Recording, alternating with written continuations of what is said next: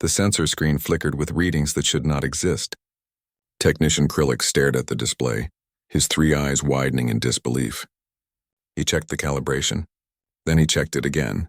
The numbers remained the same, glowing in accusatory red across his terminal. "Hi, Admiral," Krillic said, his voice trembling. "You need to see this." High Admiral Vexitar crossed the bridge of the monitoring station with practiced efficiency. His species had ruled the Galactic Empire for 3,000 years. In all that time, nothing surprised them anymore. He glanced at the screen and froze. "That cannot be correct," Vexitar said flatly. "I have run diagnostics 17 times, sir. The readings are accurate.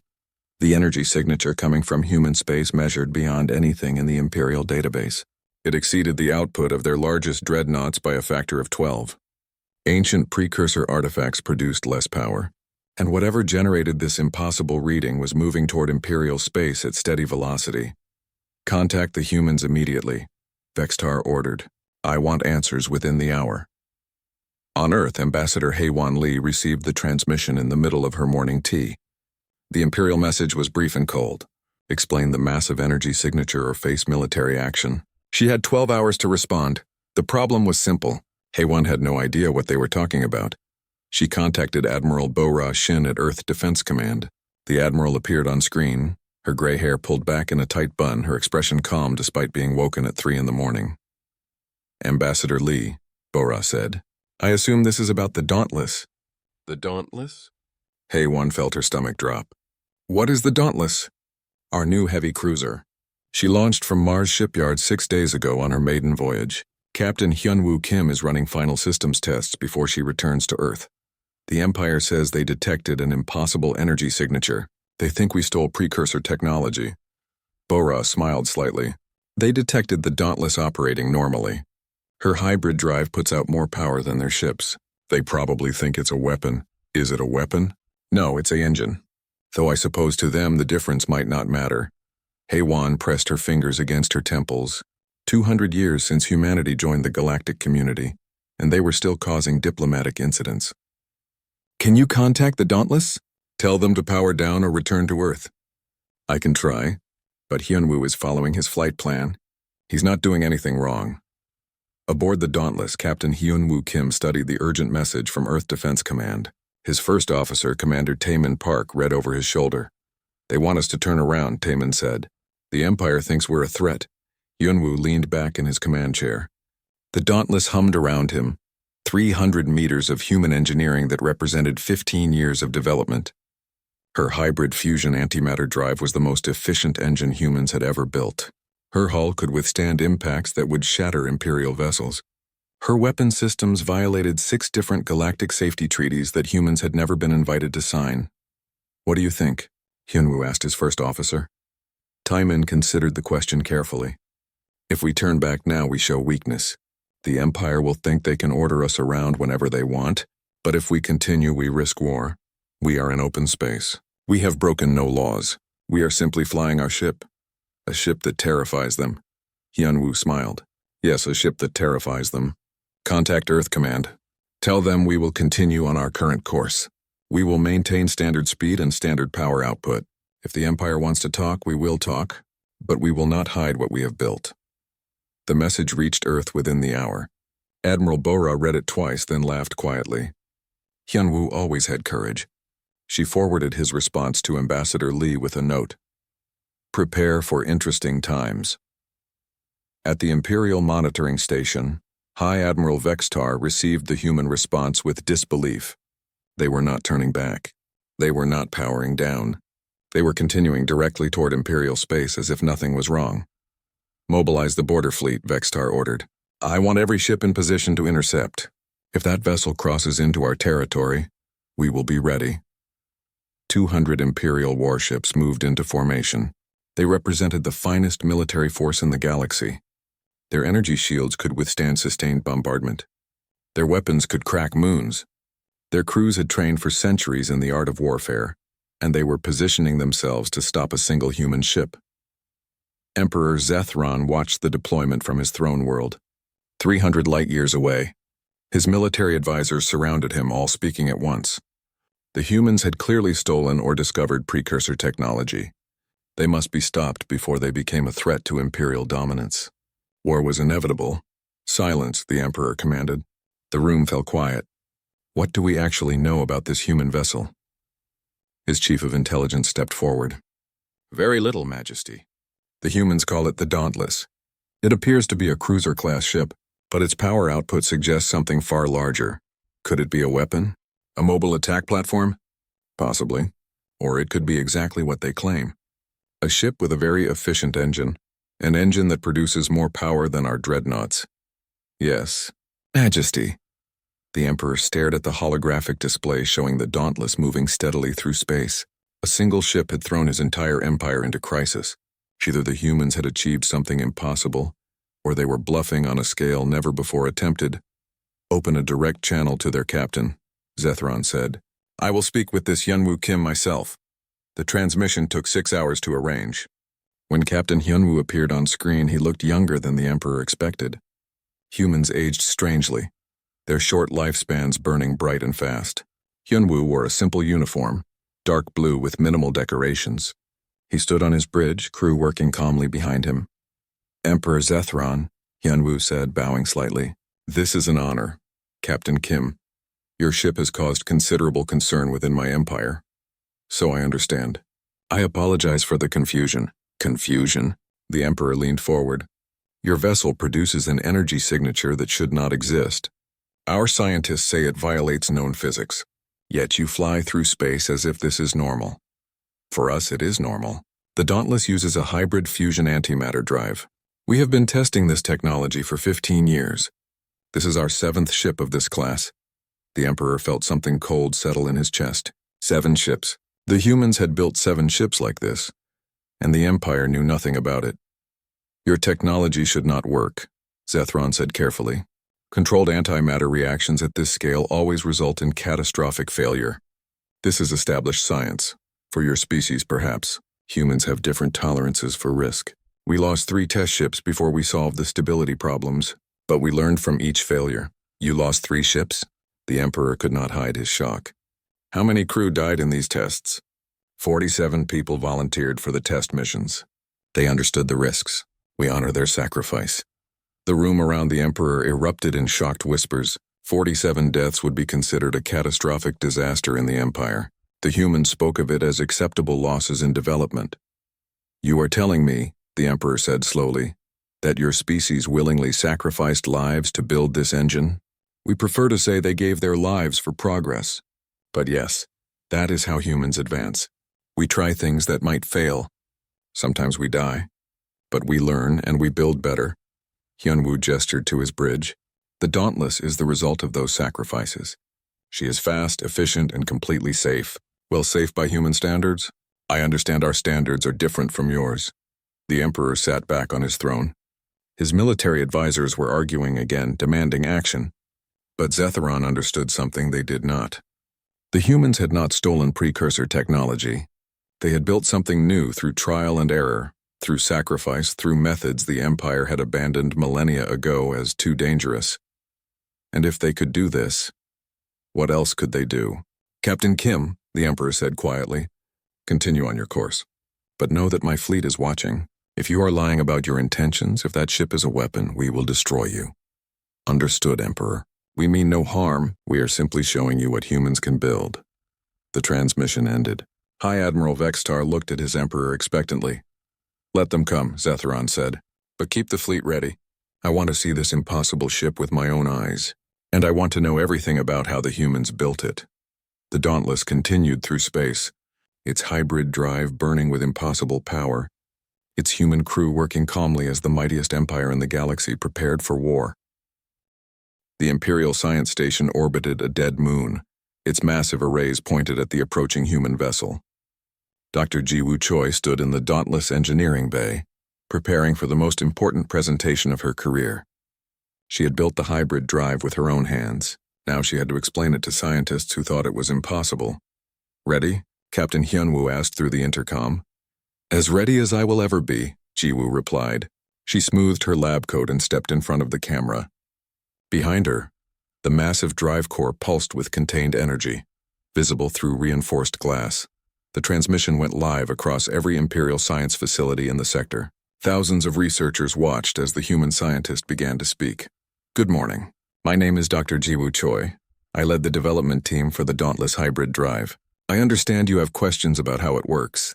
She gestured to the drive core behind her. The principle is simple. We use a standard fusion reactor to generate base power. This fusion reactor feeds into an antimatter containment system. The antimatter reacts with matter in controlled bursts, producing additional energy that feeds back into the fusion reaction. The two systems stabilize each other. On the Imperial Science Station, researchers stared at their screens in silence. Finally, one senior scientist named Pelix activated his communication channel. Dr. Choi, what you describe is theoretically impossible. The antimatter reaction would cascade beyond control. The containment field would fail within microseconds. Your ship should have exploded the moment you activated that system. Jiwoo smiled. You are correct that the antimatter reaction wants to cascade. We use dynamic field adjustment to prevent that. The containment field fluctuates at variable frequencies, never allowing the reaction to establish a sustained pattern. Variable frequency containment has been tested. It always fails. Your test failed because you use single-axis frequency modulation. We use 12-axis modulation with predictive algorithms. The computer adjusts the field 1,000 times per second based on reaction patterns. Another scientist joined the channel. The computational requirements for that system would exceed any processor we have ever built. Yes, Jiwoo agreed. That is why we built new processors. Human quantum computers can handle the calculations. Peli pulled up the human technical specifications. He studied them for several minutes while the transmission waited. When he looked up, his expression showed deep confusion. Dr. Choi, your mathematics are wrong. These equations do not follow standard quantum field theory. They follow human quantum field theory. We discovered some errors in the standard galactic model about 20 years ago. We corrected them. The silence that followed was profound. Scientists across the Empire checked and rechecked the human equations. The math was different from everything they knew. But when they ran simulations using human numbers, the results matched what the Dauntless was actually doing. Galactic science had been wrong for thousands of years, and the humans had simply fixed it. This is impossible, Pelix whispered. Yet here I stand, Jiwoo said. On a ship that works. On the bridge, Commander Taemin Park monitored the Imperial fleet. 200 warships maintained position around the Dauntless, weapons charged but not locked. The Empire was afraid to shoot but also afraid to let the human ship pass freely. Captain, Taemin said, I am reading increased energy signatures from the Imperial vessels. They are charging weapons to full capacity. Hyunwoo nodded. They are trying to decide if we are worth the risk. Let me speak with their fleet commander. High Admiral Vextar appeared on screen moments later. His face showed the strain of commanding a fleet in crisis. Captain Kim, my scientists tell me your ship should not exist. They say your mathematics are wrong, your engineering is dangerous, and your entire vessel violates fundamental laws of physics.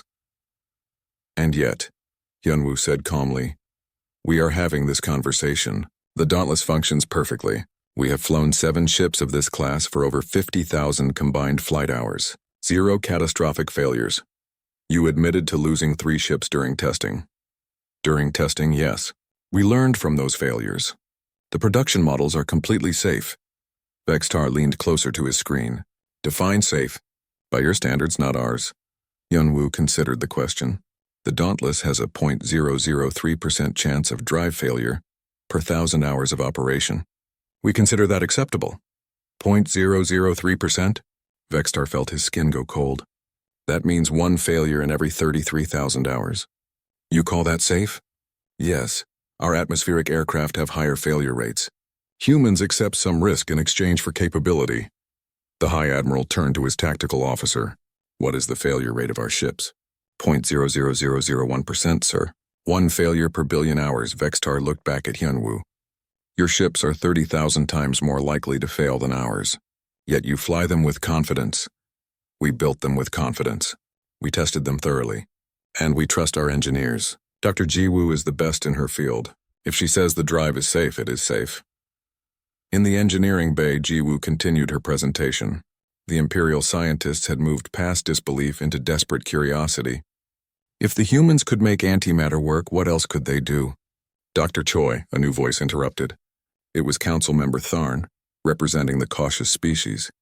Setting aside the technical details, I must ask a practical question. Why take such risks? Why build engines that could fail? Why not use proven technology? Jiwoo turned to face the camera directly. Because proven technology is limited. Your ships travel at 100 times light speed. Ours travel at 500 times light speed. Your ships need 3 months to cross the Empire. Ours need 2 weeks. We took risks because the rewards were worth it. And the people who died during testing, were their deaths worth it? They thought so. Every test pilot volunteered. They knew the risks. They wanted to push humanity forward. We honor them by flying ships that work. Tharn shook his head. Your species has a very different relationship with death than ours. Perhaps, Jiwoo said softly. But we also have a different relationship with life. We know our time is limited. Humans live maybe 100 years if we are lucky, so we do not waste time being afraid. We try things. We fail, we learn, we improve. This is how humans progress.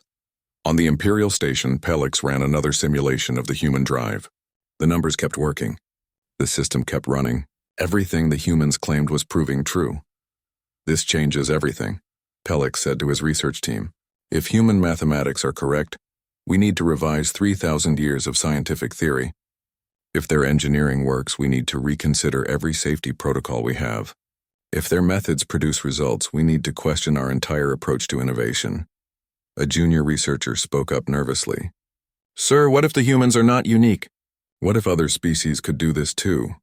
But we stopped ourselves with excessive caution. Pelix did not answer. The question was too frightening. Aboard the Dauntless, Chief Engineer Young-Soo Han monitored the drive from his station. Everything ran smoothly. The containment fields held steady. The power output remained constant.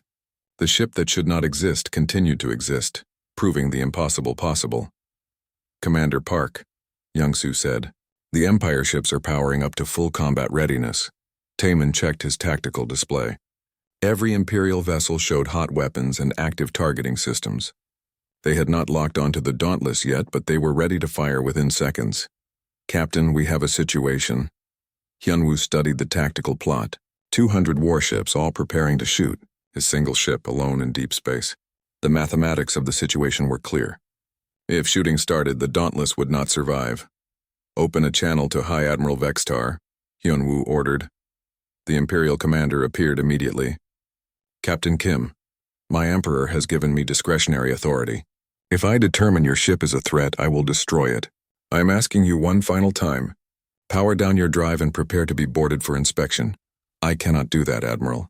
Then we will fire. No, you will not.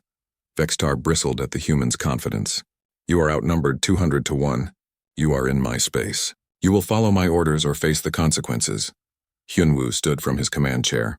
Admiral, you will not fire for 3 reasons. First, you are curious. You want to know how we built this ship. If you destroy us, you will never learn our secrets. Second, you are afraid. If you fire and we survive, you will have proven that human ships are tougher than yours. Your entire fleet will see it. Third, and most important, you know that we are not your enemy. We have done nothing aggressive. We are simply flying through space. If you shoot us for that, you will be the aggressor. Your own people will question why you started a war over a ship that was doing nothing wrong. The High Admiral stared at the human captain. Everything Hyunwoo said was true. Vextar wanted to give the order to fire, but he could not. The humans had outmaneuvered him without firing a shot. Continue your course, Vextar said finally. But know that we are watching. One wrong move and my fleet will respond. Understood, Admiral. We will continue to do exactly what we have been doing, flying our ship, breaking your physics. Lieutenant Da-eun Song sat at her weapon station, watching the Imperial fleet track the Dauntless with targeting sensors.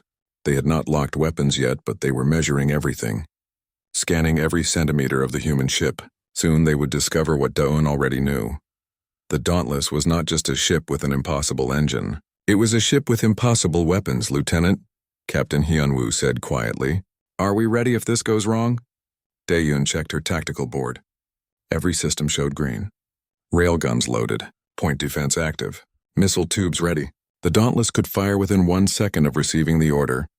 Yes, sir, though I hope we do not need to demonstrate. So do I. But demonstration was coming whether they wanted it or not. On the Imperial flagship, tactical officers completed their scan of the Dauntless.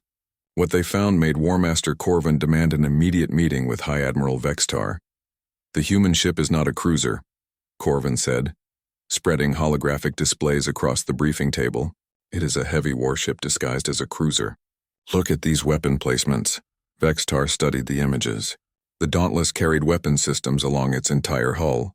Turrets that seemed too large for a ship of its size, launch tubes that exceeded standard dimensions, and power conduits that suggested the weapons could draw directly from the hybrid drive.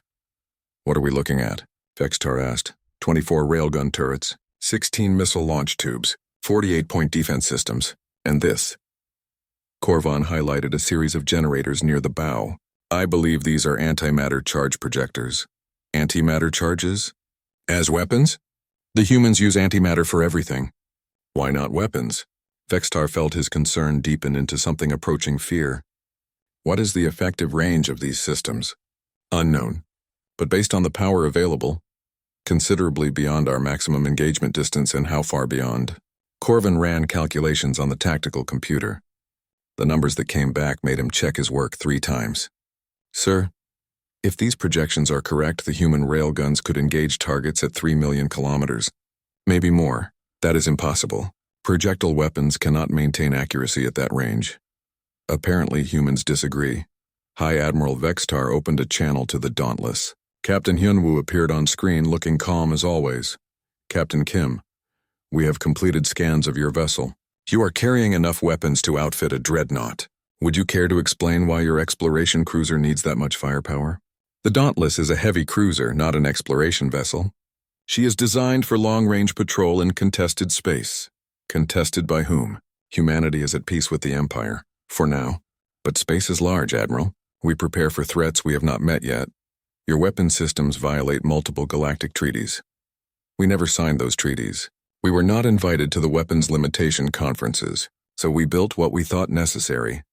Vextar pulled up the treaty documents. Hyunwoo was correct. Humans had been excluded from military councils because the Empire considered them too primitive to matter. That decision was beginning to look like a serious mistake. "Your railguns," Vextar said carefully. "What is their maximum effective range?" "Against stationary targets or moving targets?" "Moving targets. Approximately 2.8 million kilometers. Against stationary targets, we can hit out to 4 million kilometers." The High Admiral felt the blood drain from his face. "That is 10 times our maximum range. Yes, your energy weapons dissipate over distance. Our projectiles do not. They just keep going until they hit something." "And your point defense systems, those appear to be antimatter charges." Hyunwoo nodded. "Focused antimatter projectors. Very effective against incoming missiles. Each charge releases enough energy to destroy anything within a 50-meter radius. You are using antimatter for point defense." "Why not? We have plenty of antimatter available from the drive. Might as well use it." War Master Corvin interrupted the transmission. "Captain Kim, I must ask. Your railguns fire at relativistic velocities, correct?" "Approximately 15% of light speed, yes." "Then your ship should tear itself apart from recoil.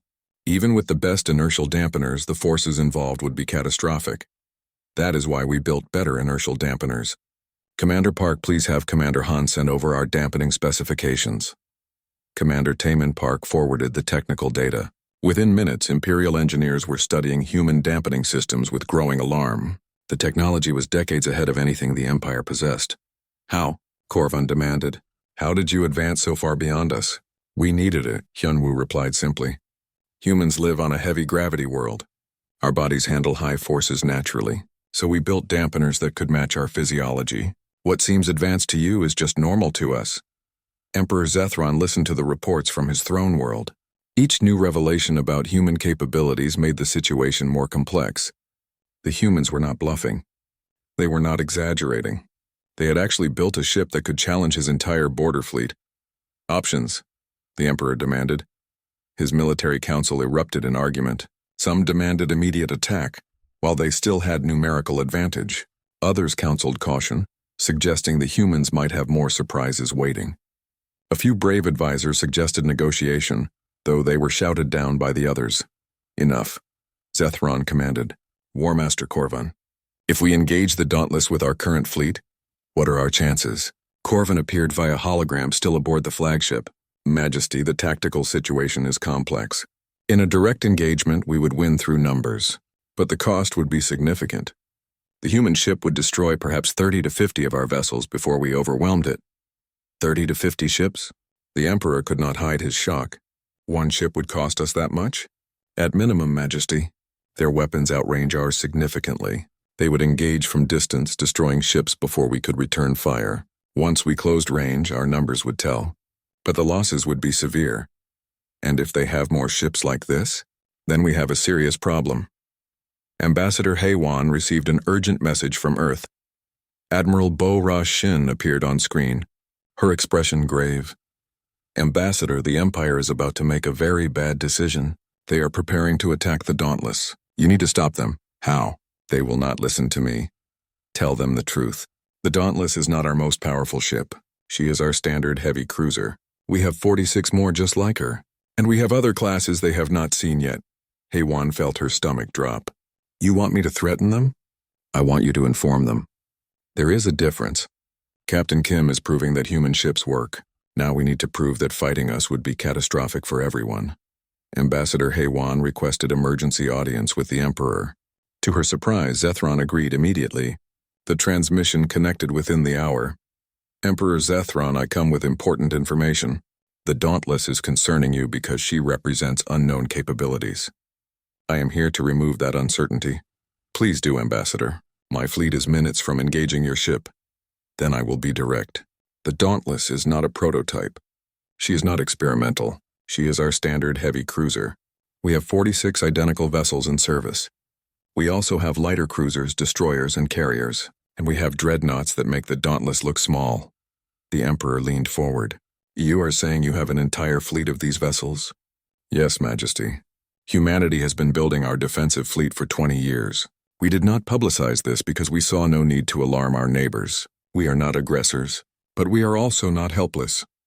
And if we destroy the Dauntless, then you will have started a war with a species that builds ships your military cannot easily defeat. You will win eventually through sheer numbers, but the cost will be thousands of ships and millions of lives. Is that what you want? The Emperor sat back on his throne. The entire council chamber had gone silent. Everyone understood the calculation. The Empire could defeat humanity, but it would be bloody and expensive. Let me speak with Captain Kim again, Zethron said. Hyun-woo appeared on screen, standing calmly on his bridge while 200 warships surrounded his vessel. Captain Kim, Ambassador Lee tells me you have 46 sister ships. That is correct, Majesty, and larger vessels as well. Also correct. Then why send the Dauntless alone? Why not travel with escorts? Why not make a show of force? Hyun-woo smiled slightly. Because we do not need to make a show of force. The Dauntless herself is statement enough. You scanned our weapons. You analyzed our drive. You understand what we can build. Adding more ships would be excessive. Some would call it foolish. You are alone and outnumbered. I am alone and confident. There is a difference. War Master Corvin studied the tactical display again. The human captain showed no fear, no hesitation. Either he was insane or he knew something the Empire did not. Captain Kim, Corvin said, I want to see a demonstration. If your weapons are as capable as you claim, prove it. There is an asteroid at bearing 337 Mark 18. Range 2.6 million kilometers. Can you hit it? Yes. Emperor Zethron called for emergency session of his advisory council. The Dauntless demonstration had changed everything. War was no longer a simple option, but accepting human power without understanding it would be equally dangerous. I want answers, the Emperor declared. How did humanity develop such advanced technology?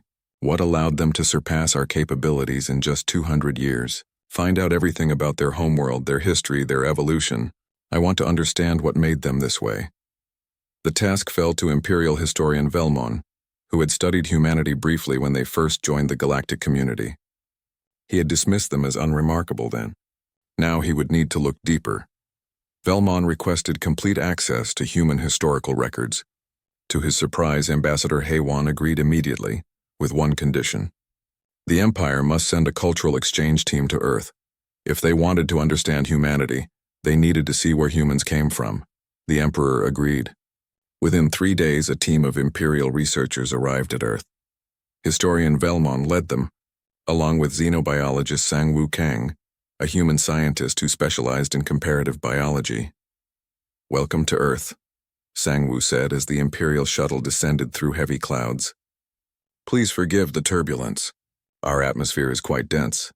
The Imperial scientists felt their stomachs lurch as the shuttle bucked through air currents. When they landed at the research facility in Korea, several team members needed time to recover. The gravity felt oppressively heavy. "This is normal gravity for your world?" Velmon asked. "Yes, one standard Earth gravity." "Is it uncomfortable?" "It is nearly twice what we consider normal." "How do your people function in this?" Sang-Woo smiled. "We are born in it. Our bones are denser than yours, our muscles stronger, our hearts more powerful. Earth shaped us to be sturdy." The research facility had prepared complete records of human history. Velmon started with recent centuries, then worked backward. The further he went, the more disturbed he became. Human warfare was constant, brutal, massive in scale. Conflicts that killed millions were common throughout their history. World War II alone killed more people than all recorded galactic conflicts combined. "This cannot be accurate," Velmon said, staring at the casualty figures. 85 million deaths in 6 years? How did your civilization survive?" Historian Eun Ji-yoon sat across from him, her expression sad but steady. "We survived because we are stubborn. Humans do not give up easily. Even in our darkest moments, we continue fighting. But why fight at all? Why not negotiate? Why not compromise? We do negotiate. We do compromise. But sometimes compromise is not possible. When faced with extinction or slavery, humans choose to fight. We would rather die standing than live kneeling." Velmon reviewed centuries of human conflict. War after war, revolution after revolution, humans fighting themselves, fighting nature, fighting anything that threatened them. And always they survived. Always they grew stronger. Meanwhile, Sang-Woo was showing the xenobiologists something even more disturbing. Human medical records. "This is a standard human immune response," Sang-Woo explained, displaying cellular activity. "When pathogens enter our body, our immune system attacks them aggressively, sometimes too aggressively. We have diseases where our immune system damages our own tissue." The Imperial Medical Officer, Hana Kim, studied the data with growing concern. "Your immune system fights so hard it hurts you?" "Sometimes, yes, but it also allows us to survive diseases that would kill most galactic species. Earth is full of dangerous bacteria, viruses, and parasites. Our ancestors who survived passed down aggressive immune systems. Your planet is diseased. Our planet is alive. Very alive, full of life that competes and struggles and adapts. Humans evolved alongside these threats. We became tough because we had to be." The xenobiologists examined human physiology in detail.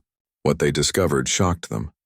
Humans had redundant organs, multiple systems to perform critical functions, hearts that could continue beating even when damaged, livers that could regenerate, bones that healed stronger after breaking. "You are built for surviving trauma," one scientist whispered. "Yes," Sang-Woo agreed. "Earth is dangerous. Gravity is high. Weather is violent. Predators are numerous. Diseases are everywhere. Humans who survived were the ones tough enough to handle all of this. We descend from survivors of a death world." Velmon looked up from historical records. "Death world?" "That is what the galactic community would classify Earth as. High gravity, dangerous atmosphere, extreme weather, abundant predators. Most species would consider it unsuitable for colonization, but humans call it home." The Imperial team spent days reviewing human evolution. They traced humanity back millions of years, watching primitive ancestors adapt to endless challenges, climate changes that would devastate most species, predators that killed without mercy, competition with other human tribes for resources. "Your evolution was driven by constant danger," Velmon said finally. "Yes, humans who were not smart enough, strong enough, or aggressive enough died before reproducing. Only the best survived, generation after generation, for millions of years. This shaped us." Yoonji pulled up psychological studies. "Our brains evolved for survival. We are excellent at pattern recognition because spotting threats quickly meant living.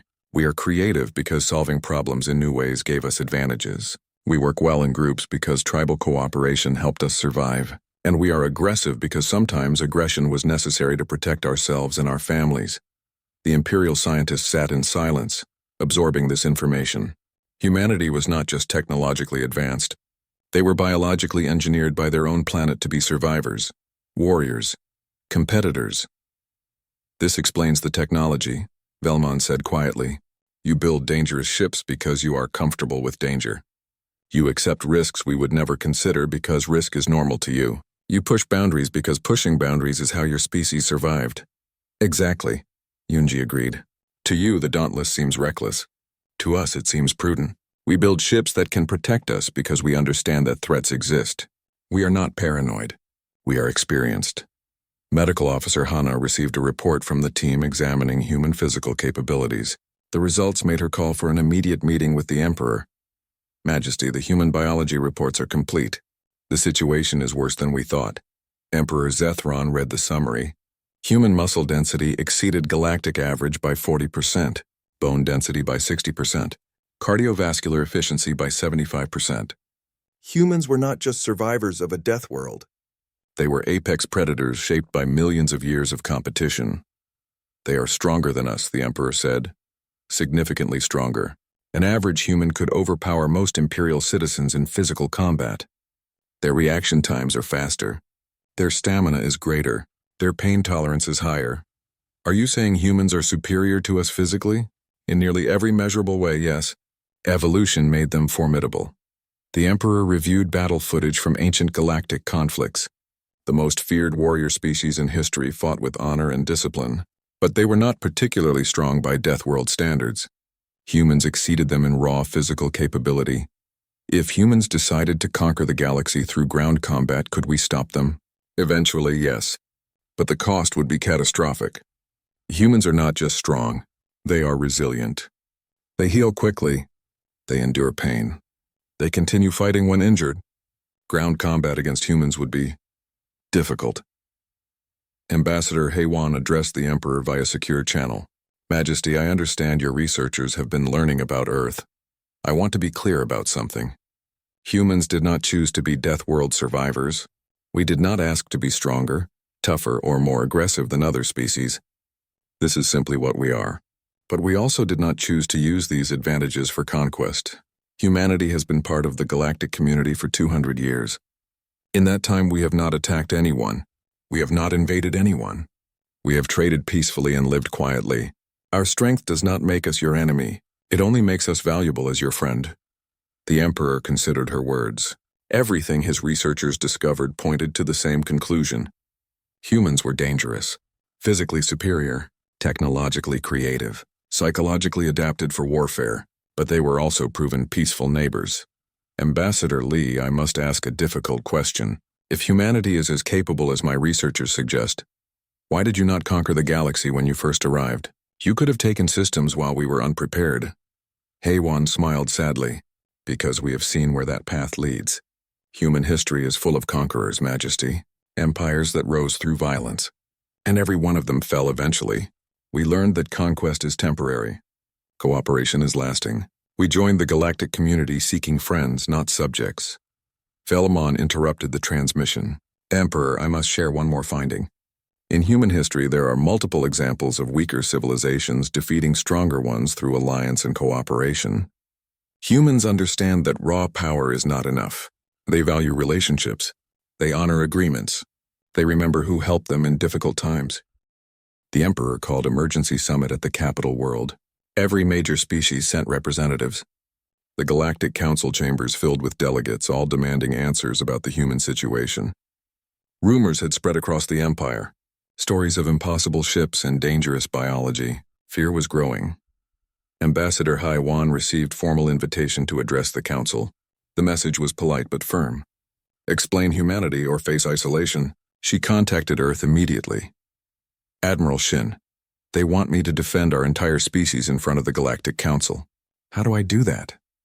Admiral Bora appeared on screen, her expression calm. You tell them the truth. All of it. Do not hide what we are. Do not apologize for what we can do. Make them understand that we are not their enemy, but we will not be their victim either. And if they vote to quarantine us, to keep humanity isolated, then we will live in isolation. But I do not think it will come to that. The Emperor is smarter than his advisors realize. He understands what we offer. Heywan hoped the Admiral was right. She prepared her speech, working late into the night. Dr. Jiwoo sent engineering data. Captain Hyunwoo sent military assessments. Historian Yoonji sent cultural context. Every human expert contributed, building a complete picture of humanity for the galaxy to judge. The summit began 3 days later. Ambassador Heywan stood in the center of the council chamber, surrounded by thousands of delegates from hundreds of worlds. Emperor Zethron sat on his throne at the head of the chamber. His expression was unreadable.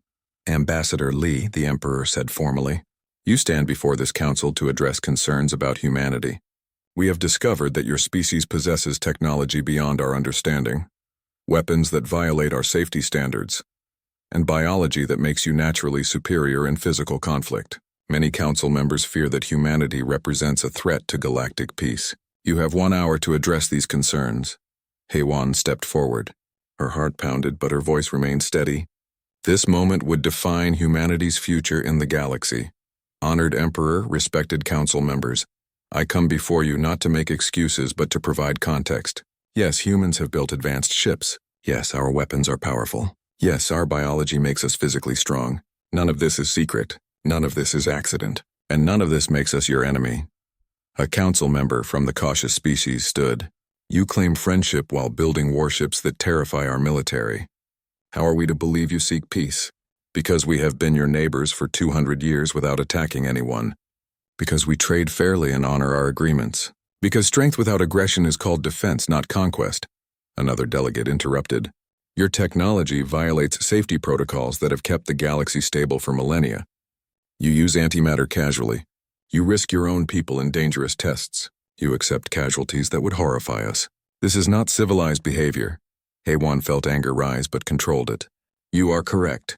We have different standards for acceptable risk. But consider why.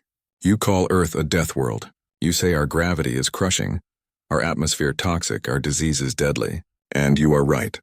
But Earth is our home. We evolved there. We adapted to dangers you cannot imagine. To you, our technology seems reckless. To us, it seems necessary. We build ships that can protect us because we know deep in our bones that the universe is dangerous. Dr. Jiwoo's voice came through Heywan's earpiece. Ambassador, may I address the council directly? Heywan nodded. Jiwoo's hologram appeared beside her. Honored delegates, I am Dr. Jiwoo Choi. I designed the Dauntless Hybrid Drive. Many of you have called my work dangerous and impossible. But let me explain what it really is. It is a solution to a problem. For 200 years, humans have used your standard drive technology. It works, but it is slow. Our ships took months to travel anywhere. Our trade suffered. Our people were isolated. We needed something better. So we built it. Yes, we took risks. Yes, we lost people during testing. But those people volunteered. They understood that progress requires sacrifice.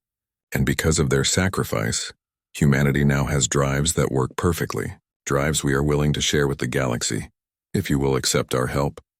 The council chamber erupted in discussion. Share human technology? Give other species access to systems that violated every safety standard? Emperor Zethron raised his hand for silence. Dr. Choi, you offer to share your technology. What do you want in return? Nothing, Majesty, except to be treated as equals. We offer our technology freely because we believe all species benefit when knowledge is shared. But we will not share with those who treat us as threats or primitives. Respect us and we will help you advance. Fear us and we will simply leave you behind. Captain Hyunwoo's transmission joined the holographic display. He stood on the bridge of the Dauntless, his crew working calmly behind him. I am Captain Hyunwoo Kim. My ship has concerned many of you. You call it a warship. You are correct. The Dauntless is designed for combat. But consider what she has done. For 3 weeks, my ship has been surrounded by 200 Imperial vessels. At any moment, you could have attacked. We were outnumbered and alone. Yet I slept peacefully every night. Why? Because I knew you would not attack without cause. I trusted that the Empire values justice over fear. Was I wrong to trust you? The question hung in the air. Every delegate knew the answer. The Empire had not attacked because attacking would be wrong. The humans had done nothing aggressive. Fear alone was not justification for war. War Master Korvan stood from the military section. Captain Kim speaks truth. His ship demonstrated superior capability but zero hostility. In my centuries of service, I have faced many enemies. The humans are not enemies. They are simply different, and perhaps the galaxy needs different. Historian Velmon added his voice. I have studied human history extensively. It is violent, yes, brutal in ways that shock us. But it is also full of cooperation. Humans formed alliances with former enemies. They rebuilt nations they had destroyed. They created international laws to limit warfare. They are capable of great violence, but they are also capable of great cooperation. We should not judge them only by their capacity for war. We should judge them by what they choose to do with that capacity.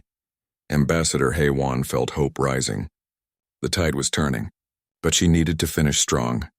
Honored Council, I will not tell you that humans are harmless. We are not. I will not tell you that our technology is completely safe. It is not. I will not tell you that we think exactly like you. We do not. But I will tell you this. Humanity has proven ourselves as neighbors for 200 years. We have shared our art, our culture, our friendship. Now we offer our technology and our strength, not to conquer, not to dominate, but to help. The galaxy has been at peace because everyone is equally weak. Perhaps true peace comes from everyone being equally strong. Let us show you what humans can build when we work together with our galactic friends. Emperor Zethron stood from his throne. The entire chamber fell silent. Every delegate watched as the most powerful being in the galaxy prepared to make his decision. I have heard the evidence. I have studied the reports. I have seen what humans can do, and I have decided. He paused, letting the tension build. Humanity will be granted full membership in the Galactic Council. All privileges, all responsibilities, all rights of protection under Imperial law. The chamber erupted in shocked conversation. The Emperor raised his hand again. But there are conditions. First, humans will submit their weapon development to joint oversight, not to control what you build, but to ensure we understand what exists. Second, humans will share their technology with species that request it under supervised conditions. Third, humans will commit military support to defend the Empire from external threats. Do you accept these terms, Ambassador Lee? Haywan bowed deeply. On behalf of humanity, I accept. We will be transparent about our capabilities. We will share our advances. And we will stand with the Empire against any who threaten peace. Then it is done. Welcome, humanity, to full partnership in the galactic community. The council session ended in chaos. Some delegates celebrated, others protested, but the decision was made. Humanity was now an equal member of galactic civilization. Captain Hyunwoo received the news on the bridge of the Dauntless. Commander Taemin Park smiled broadly. We did it, Captain. We are finally recognized. Yes, now comes the hard part, living up to what we promised. Over the following weeks, everything changed. Human engineers worked with Imperial scientists, sharing drive technology. The joint projects revealed something interesting. Galactic scientists had excellent theory but limited practical experience. Humans had excellent practical experience but sometimes flawed theory. Together, they achieved breakthroughs neither could reach alone. Human military advisors joined Imperial defense planning. They brought new tactical concepts, new weapon designs, new ways of thinking about combat. Some ideas were too dangerous, but many were revolutionary. The Empire's military capability began improving rapidly, and more human ships arrived. Fleet Admiral Kai Tae Choi brought 5 heavy cruisers to the capital world, each one different from the Dauntless, each one representing human innovation. The Empire watched these ships arrive with mixed feelings.